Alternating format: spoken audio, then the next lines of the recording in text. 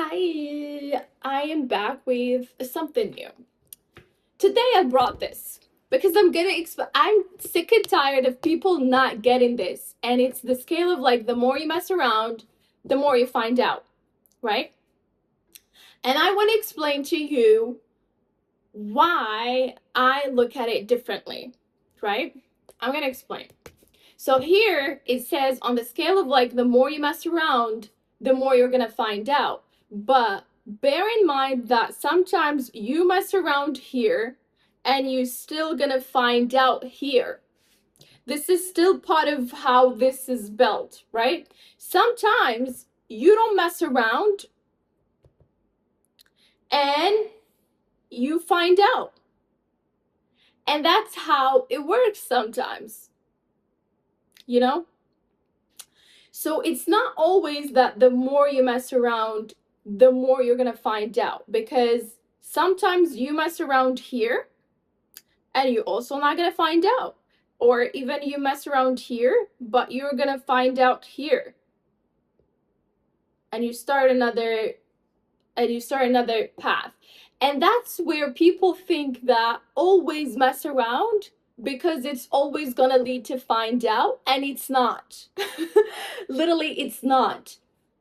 Because it's also part of like the probabilities of like you hitting zero, you hitting the most finding out part. And yeah, this is my perspective when it comes up to that. And this is the reason why I wanted to talk today about the idea of let go of attaching yourself to the outcome, because you can never predict the outcome 100%. You cannot tell me that at a 100% when you mess around you're gonna find out. Pick your battles. Pick the level of messing around that you're comfortable with whatever find out result you're gonna have. Because if you think by messing around a lot you're gonna find out, you're so stupid and you don't know math, and I'm judging you. I'm judging you for it. But this is reality. Like, you cannot tell me that the more I'm gonna mess around, the more I'm gonna find out. No. So we're gonna talk about detaching from things, and I hate to label it as detaching from things, because nothing here, nothing you have you own. You're not going to die and have all of these things, going with you. Obviously, you're gonna definitely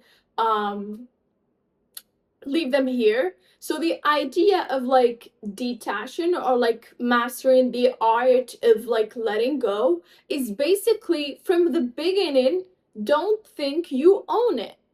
Don't think that you actually can maintain something. Enjoy the experience. Give it your 100%. Enjoy the fact that you are, going through this, and also enjoy the fact that you don't own it and you're just enjoying the experience.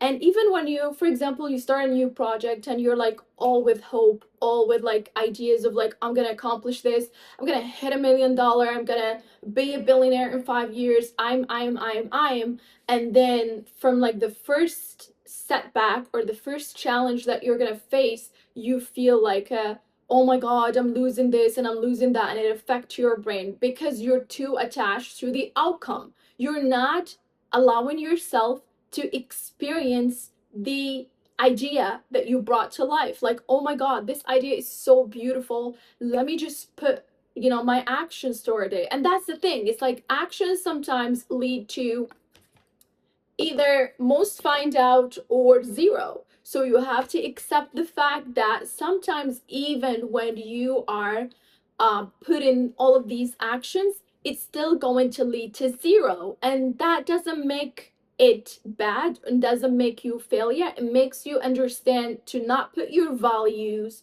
over something that you're working toward or you're building, to allow yourself to experience, whatever it is there, and at the same time detaching fully from the idea of like, oh my god, I'm gonna be supreme by what I'm building. And I've been through this. Like, I've been through phases where I'm attached so much to the outcome, and I'm attached so much to the momentum of building the outcome, that I was so tested. I faced a lot of challenges that would disrupt, sort of like take away the way to build that momentum. That's what I was facing. And it was so hard for me until I understood, oh my God, I am actually attached to the idea of like keeping the momentum. And it's not supposed to be kept. This is how it is. I have to just learn a way to adapt with it. And that's how I'm at peace. Like, this is not working. Okay, I'll find a different way. I'll see how I can make it work. This is not matching where I am. Okay, letting go. Let me just see what is helping me to actually build that. And so this is why I'm telling you, I believe that most people would fall for the idea of like, oh my God, the more I'm messing around, the more I am finding out, which is true for most cases, because if you're starting a new experience, and even if it's zero, you're still gonna learn. But sometimes you already learned these things.